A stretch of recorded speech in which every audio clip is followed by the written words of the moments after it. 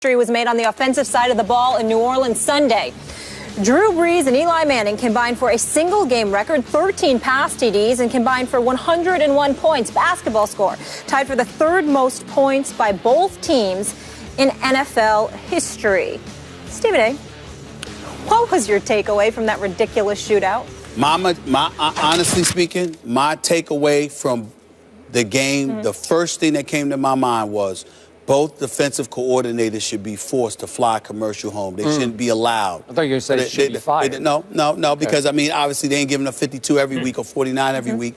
But both defensive coordinators, Spagnuolo and, of course, Rob Ryan, should not even have been allowed. In Spagnuolo's case, don't even get on a team plane. In Rob Ryan's case, you know what? Just make him walk home. Just make him walk home. I mean, it's like literally you literally owe your owners a check for this week, you know, because you clearly didn't show up on the job unless you apply for vacation and you tap it onto your vacation. You did nothing. There was no defense. I mean, the Giants' defense yesterday was so embarrassing. I mean, how many times did Drew Brees throw a touchdown? I know he had 7 touchdown passes, but how many times did he throw a touchdown pass? And you literally saw the Giants' defense looking around at one another like, what happened? You were supposed to be there. You were supposed to be. I mean, it's almost like they didn't show up to work. They just showed up in New Orleans for a game. And then the next thing you know, this kind of stuff happens. Of course, Drew Brees was sensational. Eli Manning showed up. Odell Beckham Jr. had a 100-yard-plus game. He showed up. We see what was happening here. But there was literally no defense. It looked like a Big 12 game, for crying out loud. No defense whatsoever. And by the way, Tom Coughlin should be ashamed of himself, too. This man has a defensive background. This man has credentials. He's a 2-time Super Bowl champion. And talk about the identity of the New York Giants. When they won Super Bowls, it was all about their defense. With Parcells, with Tom Coughlin, okay? Led by Strahan or Justin Tucker or these boys. It didn't matter. You saw a defense. Never in my wildest dreams did I think we'd see a big blue team that was so god-awful defensively. I don't care who's hurt. I'm not even going into all those semantics. How could you look that bad? They were atrocious to the point where it doesn't even make sense to me to talk about a Drew Brees or to talk about an Eli Manning because it really, really, really doesn't matter. This Giants team that I saw ain't winning the NFC East. It's not happening. You got to be able to play defense. It's now, to me, after yesterday's performance, it's back to being about Dallas and Philadelphia, more so Philadelphia than Dallas for obvious reasons, which we'll get into a little bit later. But in the end, the Giants, I don't care about their 4-4 record. I don't care about the fact that they're in first place. You can't play defense like that and win. That was just embarrassing. That's all I took from it. I just sat up there and watched. It's like, this is not an NFL game. And if it were college, you're excited about it. But there's something about it being an NFL game that just turns you off. That you looked at the NFL and you literally said to yourself, these are supposed to be professionals. How do you look? Even when New England dropped 50 on Jacksonville didn't look like that. You know, you just got methodically picked apart by a clearly superior team. No, in the case of the Giants against the Saints, it literally looked like both teams decided not to play defense. The 29th and 30th ranked defense going into it, total. I mean, I couldn't believe how bad they looked. I really couldn't. Did the game count? Yes. It goes in the standings, It goes in the standings. Okay, I want to make sure of that because you said it didn't look like an NFL game. It did, And by the way, before I launch on this, Molly is threatening to unfollow me on Twitter. I trolled him last night. I thanked the Saints for winning that game for me and my Cowboys, and in it, I wrote Giants in all lowercase letters. And everything like else little in Giants. caps. Okay? Just obnoxious. She's going to unfollow me over it was obnoxious. That's fine. Okay, here's my takeaway. No team that gives up 52 points deserves to win the NFC East. I'm sorry, no team.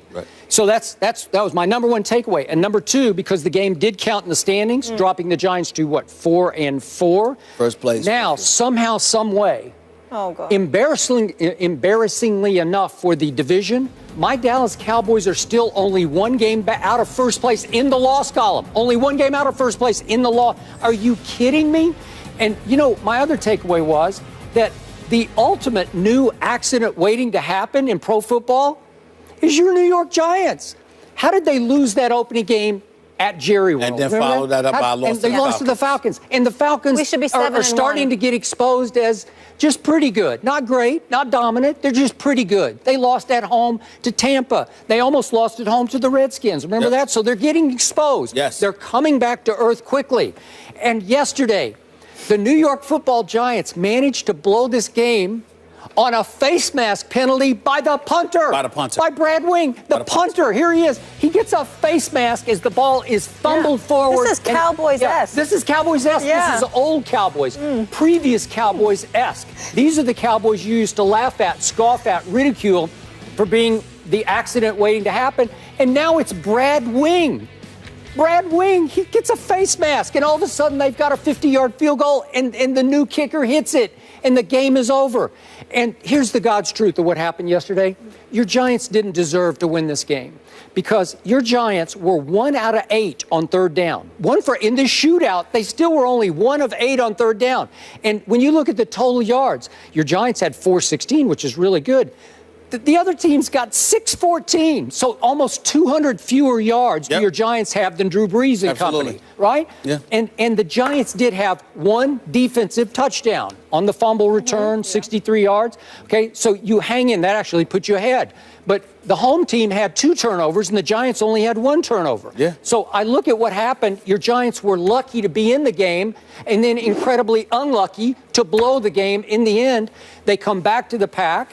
And the truth is, the NFC East, halfway through, it hasn't even started yet, right? It's like it's up for grabs now. It's still, I don't know, the Washington Redskins could win the NFC East for all I know. Yo, listen, they're only a game back. That's what I'm saying. They're only a game back. I mean, it's again, Dominique Rodgers-Cromartie, I want to sort of omit him from this conversation because he makes plays. He's had 3 interceptions in the last 2 weeks. He finds a way to keep himself actively involved. Yeah. I get all of that, but I mean, this is some embarrassing stuff here. And you Spagnuolo, I mean, you should be ashamed of yourself. You Rob Ryan. I don't care that you won. You should be ashamed of yourself. You Rob Ryan, your defense. I mean, talk about somebody that lost his luster.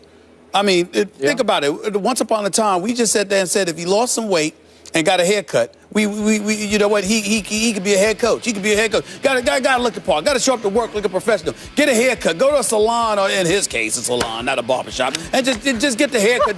Do whatever. Do whatever you need to do. Yeah. But then you look at this defense and the way that it has played, particularly yesterday too. Just no excuse whatsoever. And the Giants didn't even run the football. Everything was with their passing attack.